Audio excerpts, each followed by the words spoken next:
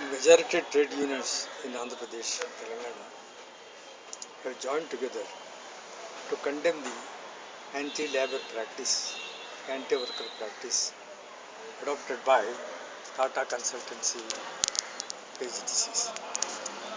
The practice adopted by them is hire and fire is anti-labor, anti-trade union, anti-worker. The days of hire and fire are gone, and even a private employee also cannot be summarily removed like this. There must be some allegation, some charge.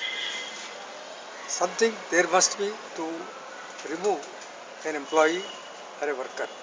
There is no allegation, no cause shown in removing these workers. In Hyderabad, about 2,000 or 3,000 are now removed.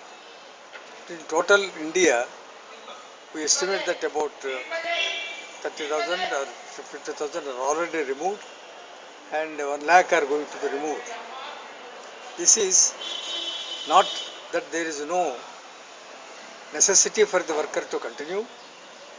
The method adopted by the companies are that take away the senior employees, take away those who are earning more, remove them and recruit them fresh candidates in the open market.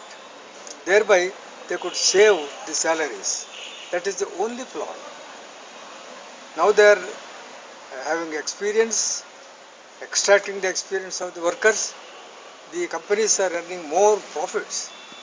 But in order not to share the profits with the workers, not to give the due to the workers, they are adopting this method of hire and fire, and they want to remove all these senior persons and employ new persons. The necessity is not there. This is only totally anti-labor and anti-worker cause. All the trade unions, not only in Andhra Pradesh, Telangana, we are also soliciting, we are also mobilizing all the trade unions in all the states, all over India, and take a campaign to condemn the anti-labor practice and to protect the workers who are selling their labor, selling their method for the growth of these companies. IT companies tell to their employees that they should not form union or association. What is your opinion on that, comrade? That is not correct. There is no prohibition against the IT workers not to form an association or trade unions. That is against the constitution.